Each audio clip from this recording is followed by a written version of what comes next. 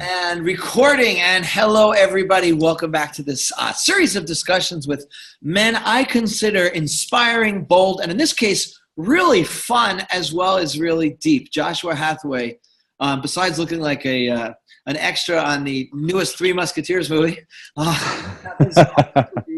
and a master of psychology. What's that? Touche. Or three. Masters in psychology. Holistic or somatic psychology. We'll talk about that. He's the founder of the Brotherhood, which is a group of guys I'm really impressed with. I actually participated in some of their sessions and love the way you guys work together with men. And we'll talk about what that is. And you're also the author of No BS Communication, which is fairly self-explanatory, but I'd like to get into that too. But first, let me welcome you, Josh. Oh man, Adam, it's such a pleasure to be here, man. I really love our conversations, and I'm sure this will be like just like that. One of my actual super selfish reasons for doing this series of talks is to hang out with guys I really like, actually. My original title for this, as you know, was going to be, or subtitle was Conversations with the 21 Happiest Men I Know. And you were one of them. And each of the men I originally sort of were looking at embodied, you know, what does it mean to be a fucking happy, inspired man doing what you love? And one of the things I wanted to accomplish with this series is to just show different models of what it means to be a man and get away from this tyranny of what a real man or a superior man or any term. Yeah, super muscular man, right? There you go. What is it? My other? Turn it on again? I didn't get a chance to read. My other, whoops. I think you hit the wire. I don't know. Knocked it down. Hold on. I don't even. This is my other seat is at the Giants game. Okay, that's right. My grandma was a lifelong, and my mother is a lifelong season tickets holder for the Giants. So very cool. It's part of my lineage. So let's walk through a couple of things. You're a turned on guy. You seem to fucking love your life. Every time I talk to you, you're happy. You love what you do. It's clear. How did you come to this this profession? How did you come to your master's in what you call or holistic or somatic psychology? Yeah, you know, it's a funny story because I set out originally with all of my sort of degree work, starting with my undergraduate degree, to understand how to wake people up. Yeah. How do you fucking wake people up? Like, because, and honestly, like, this doesn't have to do with really giving that much of a fuck about human happiness, to be honest. My deepest care, my deepest commitment is to creating a sustainable world. Right? Creating a world where we're not just like devastating our environment, devastating species, devastating all these things. And I'm like, we already have all the technologies that we need to create sustainability. We have plenty of food. We have plenty of everything. What's going on is actually happening in here. It's about how human beings can actually make choices that are non sort of egoic, that are sort of out of care. Right? And I'm like, so how do we create a sustainable world where all the technologies are present? We have to figure out how to break people out of this prison of their own separation, right? And so that was literally like why I studied philosophy and psychology in my undergrad, and why I endeavored to study even more deeply in terms of the kung fu, the like sparring person to person of what it takes to get people connected to and broken out of their limiting like separative beliefs and core strategies for just trying to survive instead of living to thrive as a community, right? Yeah, beautiful. So as much as I'd like to say that I really care about the happiness of every man here, which I do, it's actually secondary. Because when every person who listens to this work connects more deeply with their soul and their sense of connectedness to a world that transcends and includes you, essentially, then you're going to be making decisions that are not only in your best interest, but are in a collective best interest that is so much deeper than any sort of selfish desires that we can be guided by. Right. Beautifully said, by the way. Beautifully said. In our discussions that we've had elsewhere, you used the term that's so much. Well, first of all, you said, most people tend to be concerned with surviving rather than thriving. A lot of the men's work, a lot of the noise in our culture is because we've all had to become self-sustaining suddenly in this gig culture, you know, and there's a positive side to that where everyone really has to become an entrepreneur of their being across the board. James Altucher has this great book called Choose Yourself. You have to choose yourself. You can't just be chosen anymore generally. Yes. You really have to self-develop all the time. So there's so much emphasis on self-development and becoming super functional. But you mentioned in our talks before, what does it mean to become functional, effective, productive? You know, wake up productive, be productive. What does it mean to be productive or in a non-productive culture, or functional in a non-functional or dysfunctional where shit's going down that doesn't have to be going down? So what's the call there? How does a guy, first of all, feel inspired about just developing himself, but also connecting to all these larger issues? Can't that be really intimidating or overwhelming? Well, thanks for such a simple question, Adam. Dude, and my whole being just like opens up, like you just like poured water on the flower right now. Well, then you're going to explain women. Yeah. Right. Well, here's the deal, right? Is that, and men are waking up to the fact, let's talk about it in the sort of microcosm of male identity for a moment, right? In the microcosm of the dysfunctional male identity that we've all inherited. Yeah. The way that men are supposed to be men in the particular ways of being cut off, separate, of being dominant, of being of holding power over as the only definition of power that we've ever learned. And all of these things, right? Like we can recognize there's a dysfunctionality to that model. Yeah. Right. And even the men who've owned the shit out of that model in terms of being sort of pinnacles of the model are obviously broken motherfuckers. They're not happy. They're not full. They're not satisfied in their lives. Right. And so as long as we play by the rules of broken models, like we can get really good at playing by the rules of broken models. Right. And as long as we play by the rules of broken models, we're doing two deep disservices. We're doing a deep disservice to our own humanity, right? As men, by playing by the rules of a broken model of masculinity. And we're also doing a deep disservice to the world. Because as long as we're playing by those rules, we are implicitly supporting that model, right? And so it goes with any layer of our lives and purpose, right? If we're playing by the rules of a model of society that says that you have to be an individual, that you have to get what's yours, or that that you have to play some game of like entering a corporate job and getting those benefits and being taken care of by daddy corporate master, right? Like, we are supporting that game.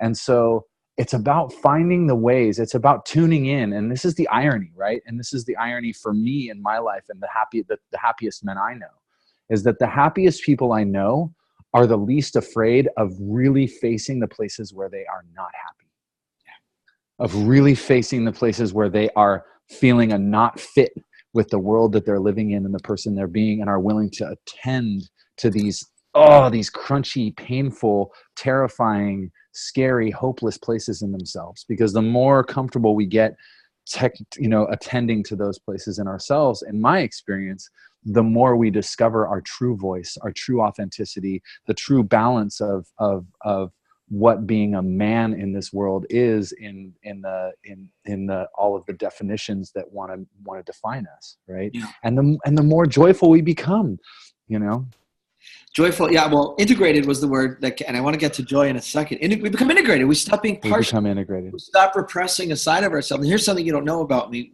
We have a lot in common. You have much more colorful clothes than I do, but this colorful background. I'm just looking at. You don't need to wear the colors, brother. They shine right out of your whole being. Right. I'm just looking at the screen here. I did my dissertation work on exactly this issue, which was our inability as a culture to see garbage, to see the byproduct of our products, because as a culture, and this was back in the 90s, that we're so focused on what we're creating as a culture, and this is all parallel to us as individuals. We're so focused on what we're creating, we either can't see or don't want to see the byproducts of what we're creating. I actually had to argue with my dissertation advisors that environmental destruction was the number one issue of our time, right? Wow. They couldn't even see that. You know, everyone just Wow. wants to talk about race, class, gender. That's very important, very important. But Well, it ain't that's everything. another war in itself in That's academia, right? another But war. we won't go there. I mean, they're important. They're important. They're absolutely important. They're filters for how we see the world. But there's other stuff. There's deeper shadow. The point is Yeah. not deeper, but there's different shadow. So, Yeah. so I was fascinated as a young guy, you know, watching the world and traveling and living in different parts of the world. How, you know, like I said, we're so focused on what we're creating, whether it's our job or our identity, especially for younger, I'd say younger guys under 40 who care more about their identity. After 40, you stop. If you're growing, you stop caring a little more, you stop caring a little less, rather. We can talk about that. But we're so focused on forging something, this masculine model of this is my identity. I'm going to, you know, and it's healthy on some level that we don't pay attention to the damage we're doing as individuals. So when you talk about coming to terms with what hurts, is it the damage, you know, in the work you've done with guys, is it the damage that's been done to them? Is it the damage that they've been causing? What are guys hiding from or shunning that's holding them back from joy, which is that word you mentioned? Yeah, man. I mean, of course it's both directions in an integral model, right? Like you can't just claim and own and attend to the pain that you're experiencing as a result of your experiences, but that's where you start. You're like, oh, this hurts. Like something doesn't feel right, right? But oddly enough, it is actually often for men, in my experience, that they see the results of their impact because men are so trained not to be attuned to their bodies, not to be attuned to like the soft animal of their experience and to be feeling beings, right? It's not until we see the impact of our actions outside of ourselves that we begin to like take stock of it and look at it and want something to do with it. And so, and hopefully you know, like you use the term wake up. We wake up to the impact that we've had. Absolutely. We wake up, right? And all of us are so good, like that's part of just being a human, so good at defending ourselves and of denying impact, right? As you said, like we have to deny impact to keep our agenda, whatever that is that we're committed to. But the moment we start really taking in like, like I had that impact, or God, that didn't feel good. Like just doing that didn't feel like a line for me. It didn't have integrity for me, right? And integrity is a big issue that a big conversation and maybe breaks the bounds a little bit of what we're here to talk about. But I just want to say that integrity for me is a structural issue. It's not a moral issue. What does that mean?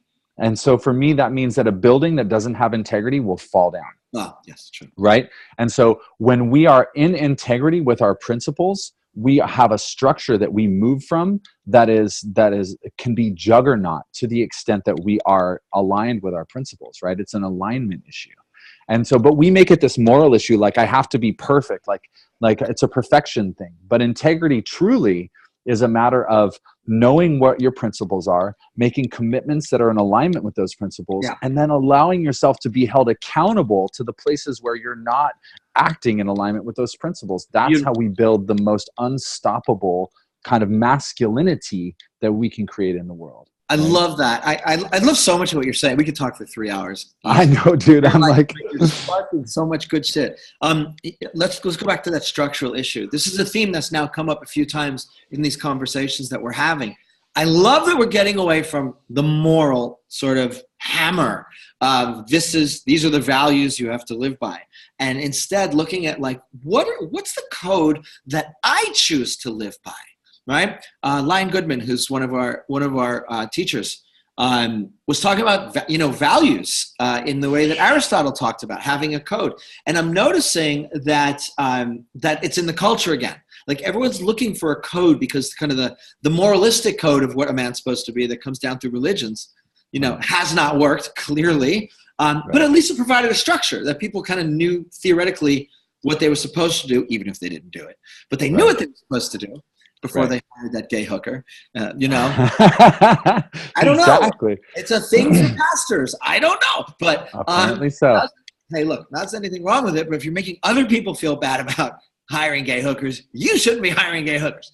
But seriously, Jordan Peterson just came out with this book on 12 principles. The Stoics have come back into fashion through Tim Ferriss and Ryan Holiday and other people. Like, men are looking for a code. And I love that you said this, and I want everyone to get it because it's crucial. You said it's structural.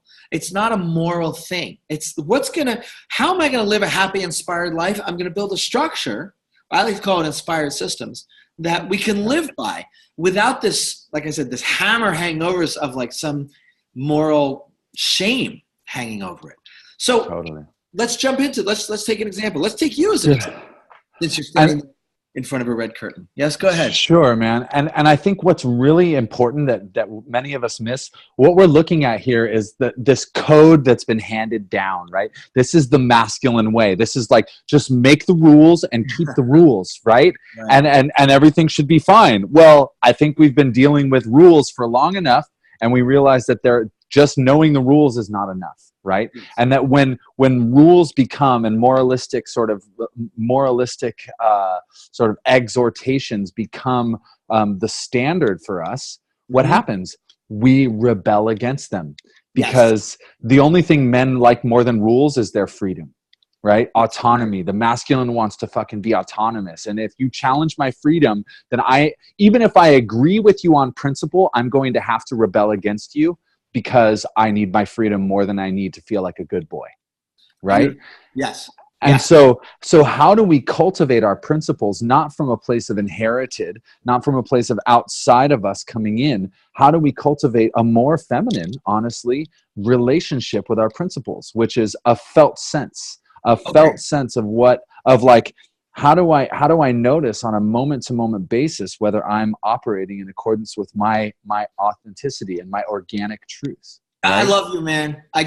Your choice of words are so aligned with how I operate. How I think. There's so much you said. I want to take a step. I want to come back to your code, actually. So while I'm speaking, think about the code you live by that you've chosen. But what I wanted to say to guys listening is you said something interesting. And I don't want guys to go, I don't want to be feminine, right? You said it's like a feminine step to tune in. And I just want to say something about this because a lot of men, as soon as they hear I'm feminine, there's a lot of cultural coding that is negative around that. And, the hero's journey, as we all know, Joseph Campbell, Star Wars, the whole thing, is an outward journey. It's an outward journey of discovery, accomplishment, battling, learning. It's an outward journey, and it's a metaphor for the inward journey, really. The feminine journey, right? The heroine's journey, which very few people talk about. It's very interesting. If you go back through mythologies, the way Joseph Campbell did for men, there's a whole other set of mythologies. It's called the heroine's journey, which is more feminine, and it's not an outward journey. It's an inward and downward journey. And it's usually going down into the underworld, like Persephone, like Inanna, going down into the underworld and then emerging whole, whereas the masculine journey is going outward. Now, that said, being a full human being, you get to do both of those. It doesn't make you any less of a man to go inward, to let something die inside you, just like the hero dies on the journey and is reborn. It's just another It's just an inward one. And in fact, I would make the outrageous fucking claim that it makes you less of a man to resist that downward current. It literally makes you less of a man. Being a man is not about fucking being all masculine. Just like having a day, it isn't all about being under the sun. Right? Yeah, and I'll take a step back and say it makes you less of a human being. Just to get away from male, female, feminine. It makes you less of a full human to not have access to all those ranges. But let's get to you and your fucking code. What do you live by? Okay, so let's talk about it, because you brought this up. This is great, and I'd love to talk about this because, in my life, I've broken my own code, and I've suffered really seriously for it. And I had to realize. I took a year to really realign with myself. So this isn't a game. This isn't theory. One of the reasons we're here, actually, is because I broke my personal code a couple of years ago and really suffered for it. I've had to pay the consequences in my own personal life. And this series that we're doing is actually one of my ways of sort of coming back into alignment with what's crucial in my life. So let's talk about some of these sort of things that you live by. You mentioned no bullshit is certainly core to how you communicate. What does that mean? Absolutely, man. No bullshit is about literally being the most vulnerable, honest, real version of yourself that you can be in any given moment, and the work that I do in training people is is work that any sort of martial arts teacher would teach in the dojo about, like, here's the structure of a punch, do 10,000 of them, here's the structure of a kick. But ultimately what we're cultivating is the capacity to ask ourselves in any given moment, what's the truest, scariest thing that I can do or say right now that will do no harm, right? And like, it's this vulnerable revealing of ourselves, of like our desire, of our fear, of our excitement. Like, there are so many things that it's terrifying to actually be seen in. And so how can I most fully unhide myself in this exchange right now? Like, if I have any principle at work in my life, that is the core principle at work in my life. Can you give an example of what, from your own life, if you don't mind sharing? What's been an example of that for you? Absolutely. I recently had an opportunity to meet Radha Agarwal, who is a co-founder of the Daybreaker community. They have like 450,000 followers. Yeah. They throw these 6 a.m. sober dance parties, right? I saw her on stage at Wisdom 2.0, and I fell in love with her. I'm like, she's fucking beautiful. Her content is on point. She's fully in her body. She's totally authentic. She's self-effacing. I fell in love with her too. It's okay. Yeah. She's amazing, right? And then later in the retreat, I saw her hanging out on the phone in the hallway, and like her partner Eli was like talking to a couple dudes, and I'm like, do I go talk to the dudes? And I'm like, no, like I want to talk to her, right? So I'm just like lurking for a little while, like discreetly trying to look like I'm busy, waiting for her to get off the phone. I see her get off the phone. I literally take my backpack off, and I look at her and I smile, and she smiles at me, and I walk over. I'm like, can I give you a hug? She's like, of course. I give her a hug. I ask myself, what's the truest, scariest thing I can say right now? And what I said, I want to be your friend in the non-creepiest way possible, which was totally true for me in that moment. And she just leans back and she laughs and she's like, oh my God, you're my people, right? Like, I just said what was true. I could have played a game. I could have been like, wow, I really admire you. Or I could have gone on all these different routes. And I went right to the core truth of my being in that moment, which was like, I just want to be your friend. And we ended up hanging out till like 4 a.m. at one of the most epic parties I've ever been to in San Francisco, right? Like that's the key. It's the key that unlocks the life that we all want to live, which is unhiding ourselves, bringing ourselves more fully and vulnerably and truly into the moment, and risking ourselves into the mystery of what happens when we don't play the same game that we've always played. Yes, right? To be stuck there. What are some of we're talking about codes. We're talking about taking a risk. That was a great example. What other codes do you live by? I live by, I have high standards for sustainability. So I'm kind of just I'm a little bit OCD when it comes to recycling, when it comes to turning the water off, when you're not sort of actively brushing your, needing to like wash your toothbrush off. Like I'm like a little bit of a fanatic around conserving resources, because I feel like I literally pee outside. One of my codes is I pee outside everywhere I can, because I think that history is going to look back at us and see as a mark of insanity that we pissed on fresh water. Yeah, there's a meme floating around with a little African kid looking up at Hillary Clinton or someone saying, wait a second, you mean you take a shit in clean water? Like, right. Third from their point of view. Right. And so there are all kinds of activities that come out of this principle I hold for living with the smallest footprint that I can. I love that. By the way, if you ever come to my house, pee before you come over, okay? Okay. So just saying ahead of time, please. Yeah. No peeing in Adam's yard, apparently. No, actually, okay. I confess I do the same. I live on a mountaintop. I have lots of room, and it keeps the coyotes away. Right. Absolutely. It's good stuff. The cats, my cats roll in my pee. It's kind of weird. Like, don't pet my cats now. Now you know the secret. But just lost altitude. Okay, so that's something for your code. What are some, moving back to the other thing we were talking about, what are some of the scary things that you've had some of your coaching clients have to do to become clean, become in alignment with who they really want it to be, so that they can live a healthy, inspired life? Well, here's the thing, and this is a principle upon which all of the work that we do in the Brotherhood community is founded. Okay. And it's a principle in my work, which is this fundamental respect for polarity, fundamental respect for the shadow, fundamental respect for the darkest urges in human beings. And what so many modalities and meditations and all this stuff try to do is kind of like get you to sort of float above your shadowy aspects and sort of feel nice and feel pretty and feel happy. And I'm like, that's a fucking recipe for insanity. You're just splitting a human being in half. And so every man who comes through one of my programs, every woman or man who I coach, we're gonna take a fucking roller coaster down into their shadow work. And I'm gonna create more permission than they've ever experienced in their lives to embody the least permissible parts of themselves, to mine the gold there, and to take that shadow with them into their lives in a way that allows them to keep an eye on it and to not be run from behind the scenes by it, but to take that vital, like animal energy that comes from our shadow, from our urges, and bring it into a principled action in the world, like whatever it might be. I like that. I like how you put that. In fact, people can really see those dark spots, those dark.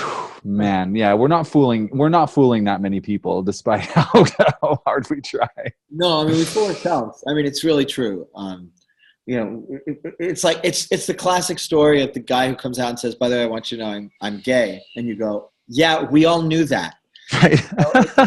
It's the same with like, by the way, I've been an asshole. There's someone in my life, in my business, who came out as being, he goes, I have been a total asshole for years. Everyone's like, right. Yeah, no. Right, exactly. You're always the last one to know you're an asshole.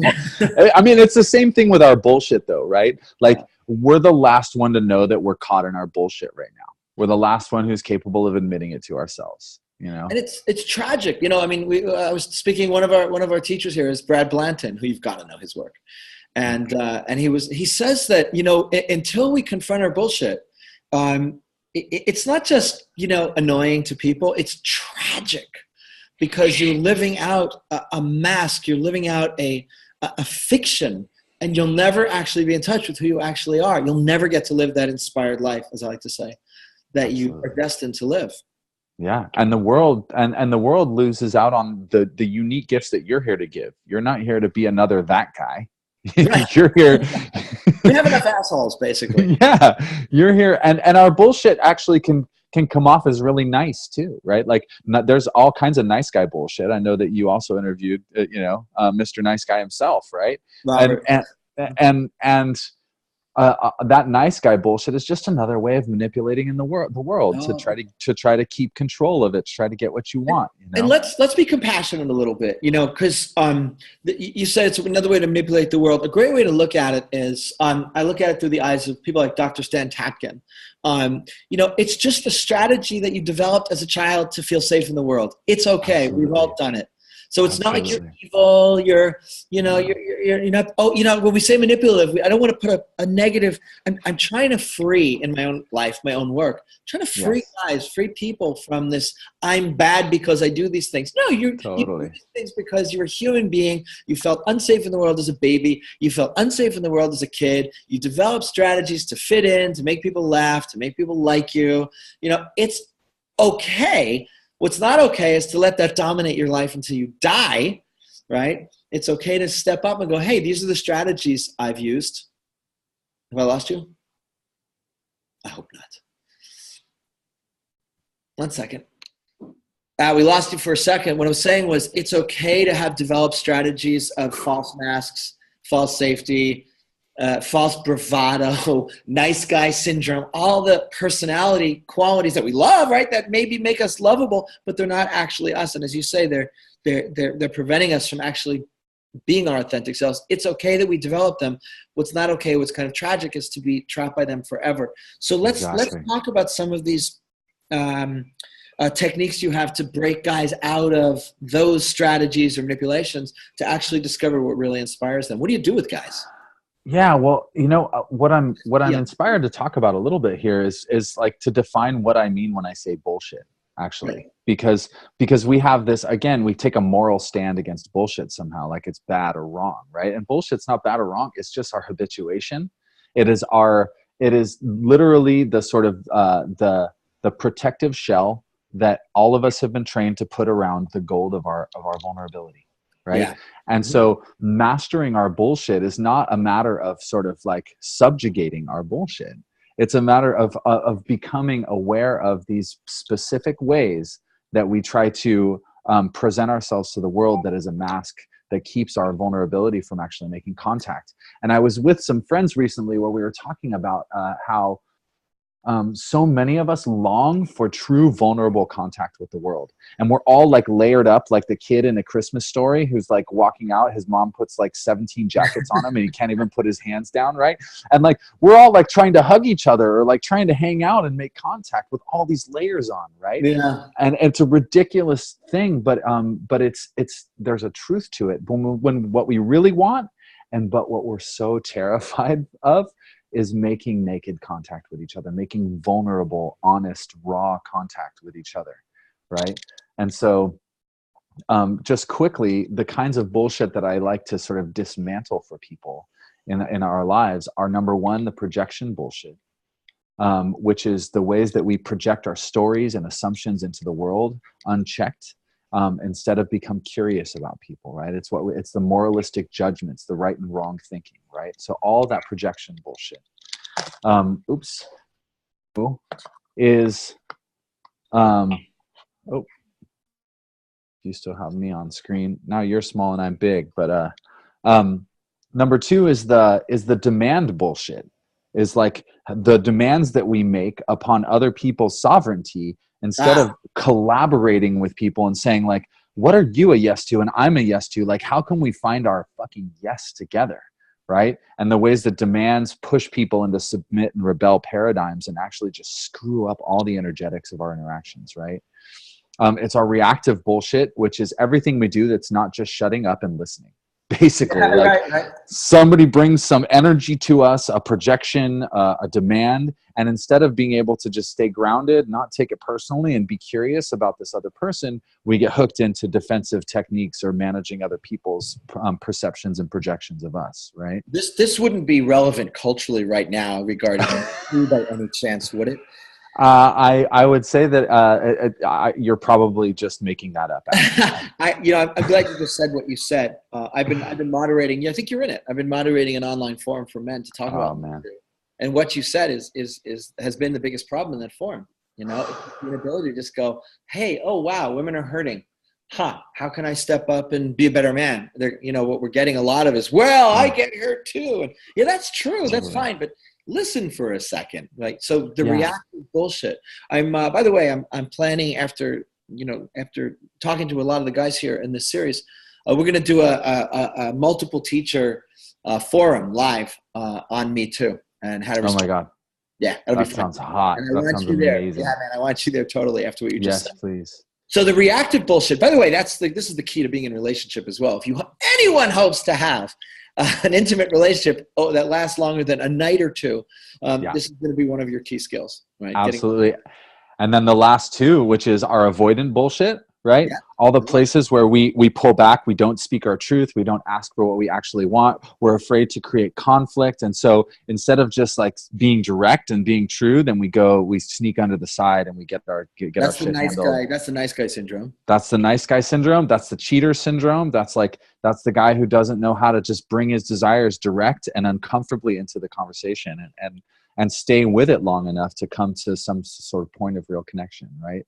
Yep. And then the final bit of bullshit that I like to talk about is our victim bullshit.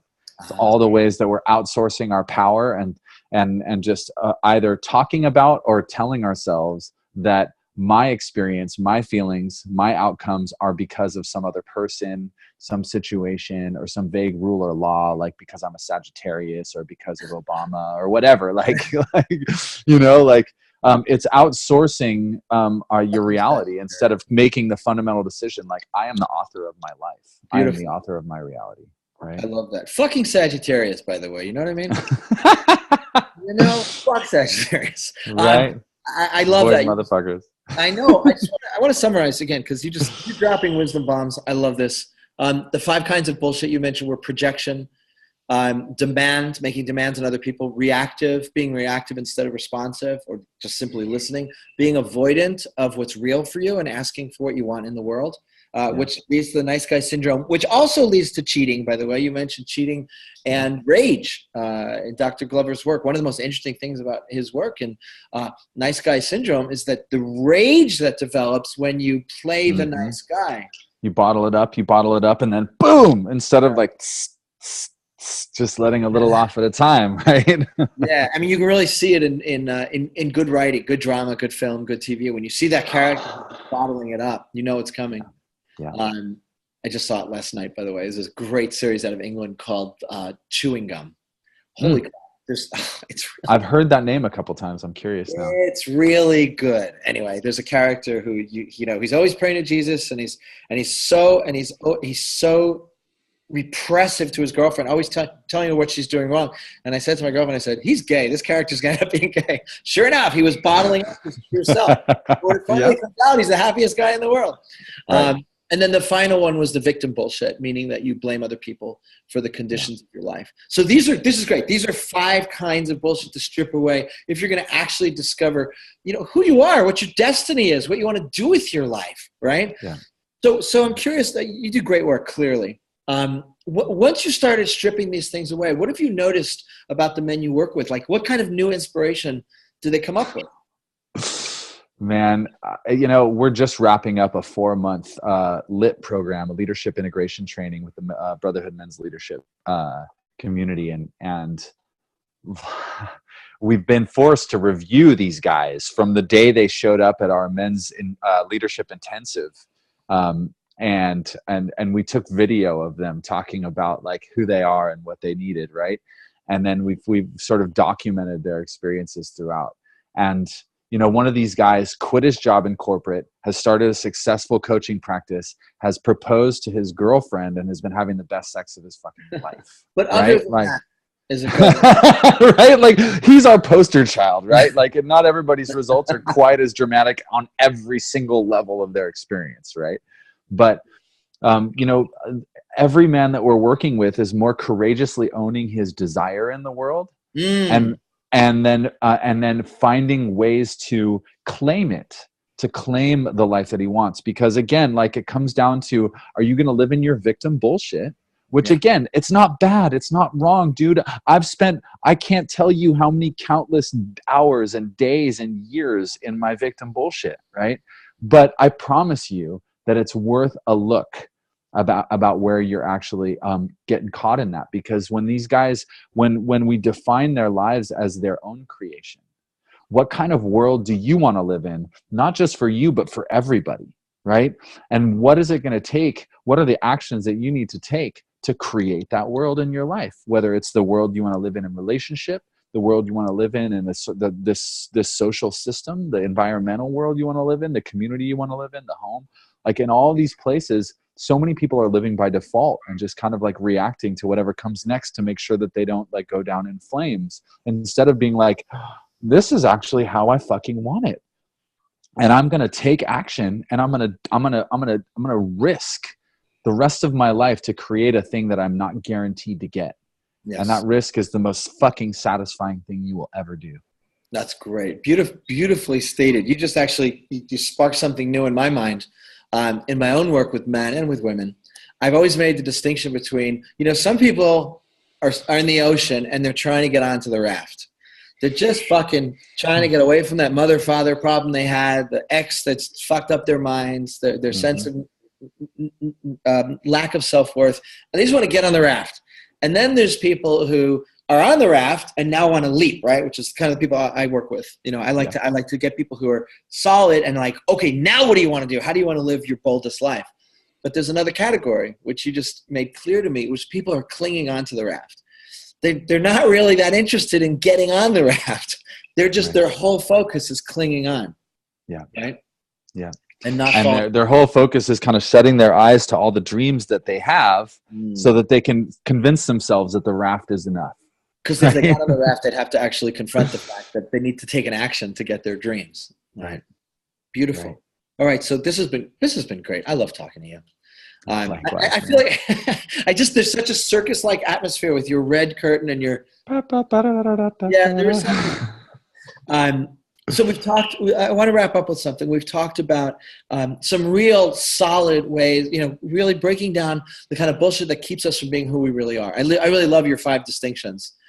Is that available in any of your work, written work, or? Absolutely. I mean, yeah, go to www.masteryourbullshit.com, and it'll kick out some videos that appraise you of some of these aspects of your life.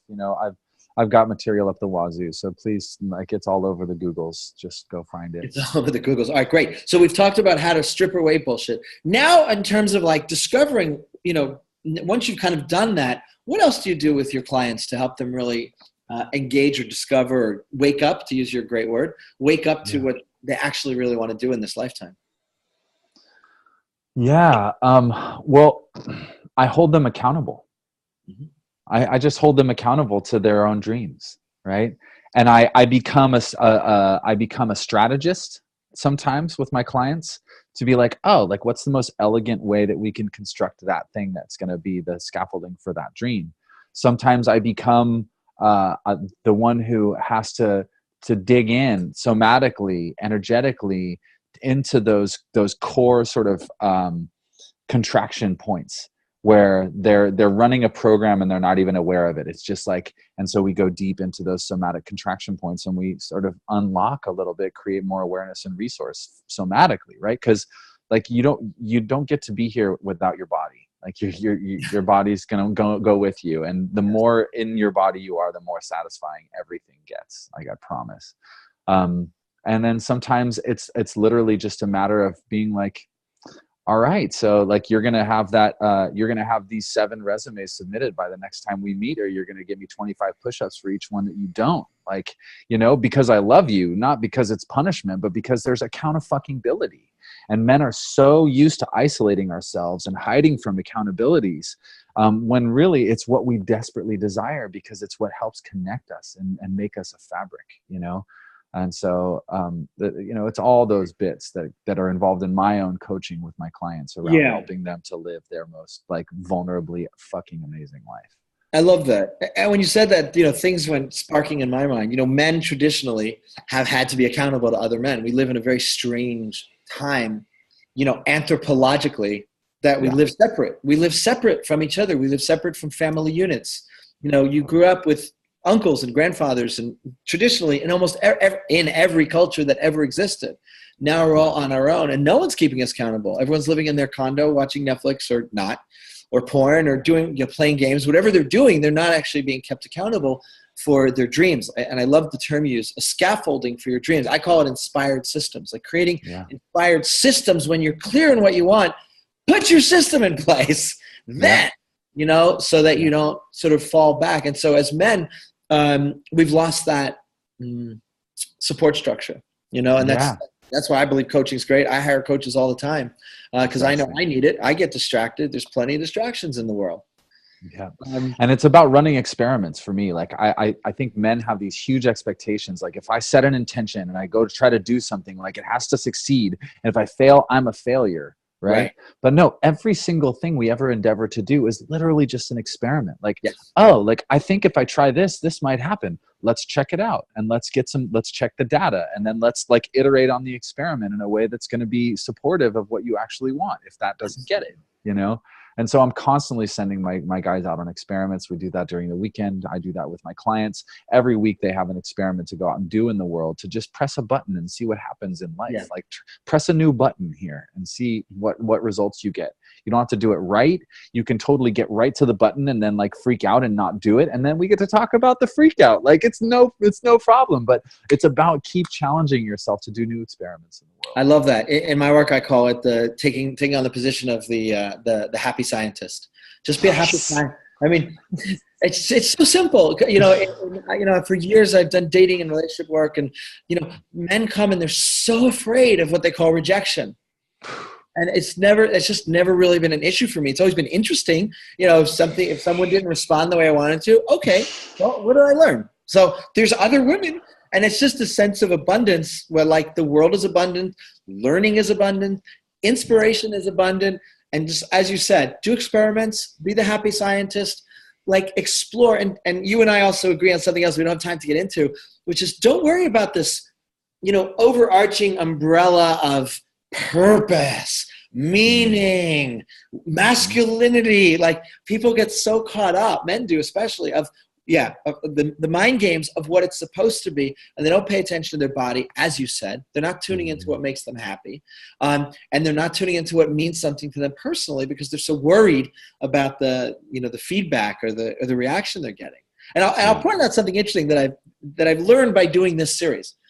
So my mornings are frantic work, making sure everyone's got their links, getting the pages up, making sure we've got all the marketing and promotion out to the world, make sure we've got the follow-up videos and the follow-up emails.